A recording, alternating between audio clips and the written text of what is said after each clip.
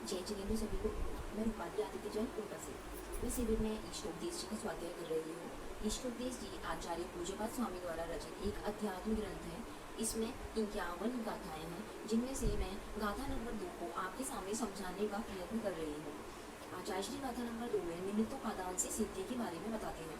निमित्तोपादान से सिद्धि मतलब योग्य निमित्त और योग्य उपादान के मिलने से किसी भी कार्य की सिद्धि कैसे होती है।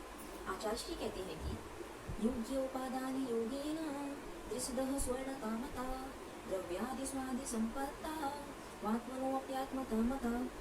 योग्य उपादान योगेन द्रसदः स्वर्णता मता द्रव्यादि स्वादि संपत्तौ आत्मा अपि आत्मता मता।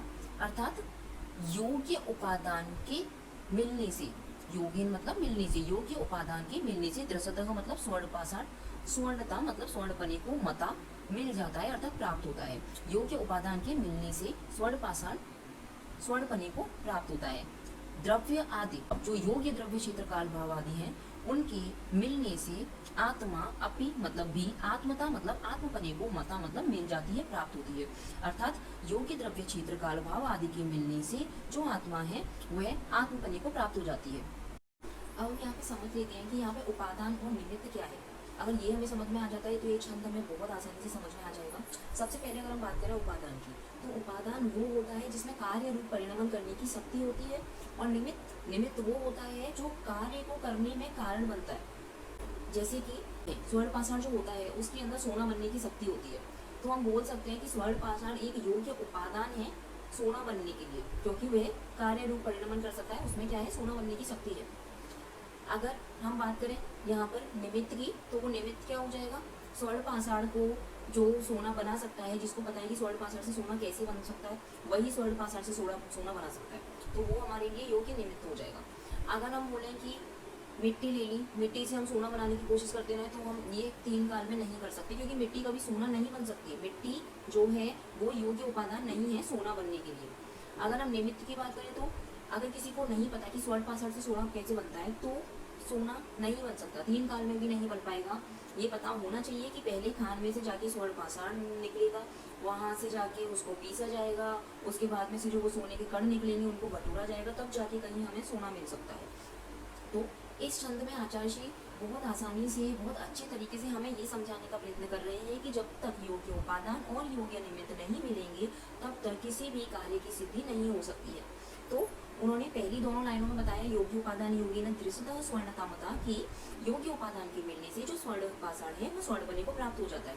आगे की 2 लाइनों में वो कहते हैं कि जिस तरीके से स्वर्ण पाषाण स्वर्णपने को प्राप्त होता है, वैसे ही जो हमारी आत्मा है उसका जो स्वरूप है आत्मपने को प्राप्त करना, तो वो भी कैसे प्राप्त होगा, वो तभी प्राप्त होगा जब उसको योग्य निमित्त मिलेगा।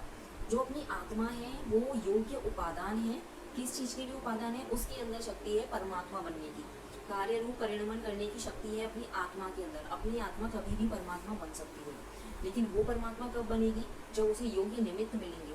योग्य निमित्त क्या है यहाँ पर, योग्य द्रव्य, योग्य क्षेत्र, योग्य काल और योग्य भाव। अगर हम एग्जाम्पल लें आचार्य श्री विद्यासागर जी महाराज का, तो हम बोल सकते हैं कि हाँ वो योग्य उपादान है। आचार्य श्री के अंदर आचार्य श्री की जो आत्मा है, आचार्य श्री की जो चर्या है, वो रत्नत्रय का पालन कर रहे हैं। हम बोल सकते हैं कि हाँ वो आज ही इसी युग में मोक्ष जा सकते हैं। लेकिन वो क्यों नहीं जा पाएंगे, वो इसलिए नहीं जा पाएंगे क्योंकि योग्य उपादान तो है, लेकिन योग्य निमित्त की कमी है। योग्य निमित्त मतलब जो योग्य द्रव्य क्षेत्र काल भाव है वो अभी ठीक नहीं है। अगर हम योग्य द्रव्य की बात करें तो मनुष्य पर्याय तो है, मुनि भी बन गए, लेकिन उत्तम शयनन नहीं है, जिससे कि तब उस लेवल का किया जा सके, तब उस कोटि का किया जा सके कि मोक्ष हो जाए। कर्म भूमि चाहिए। काल में अगर हम बात करें तो सिर्फ चतुर्थ काल ही है जिससे मोक्ष जाया जा सकता है, तो या तो विद्या क्षेत्र होना चाहिए या फिर विज्ञात पर्वत, तो वहीं से मोक्ष जाया सकता है, वो नहीं है। अगर हम भाव की बात करें तो शुद्धोपयोग में रहना पड़ेगा। धर्म ध्यान है लेकिन शुक्र ध्यान नहीं है, इस कारण से क्या है, योग्य निमित्त नहीं मिला, इसलिए नहीं हो पाया। तो एक बार और मैं इसका मतलब आपको बता देती हूँ। योग्य उपादान के मिलने से जिस प्रकार स्वर्ण पाषाण स्वर्णपने को प्राप्त हो जाता है, उसी प्रकार अगर योग्य द्रव्य, योग्य क्षेत्र, योग्य काल और योग्य भाव हो, तो जो हमारी आत्मा है वो आत्मपने को प्राप्त हो सकती है। मतलब निमित्त उपादान से सिद्धि, निमित्त और उपादान, योग्य निमित्त और योग्य उपादान के मिलने से कार्य पूरा हो जाता है। मैं आशा करती हूँ कि आपको ये गाथा समझ में आई होगी। धन्यवाद।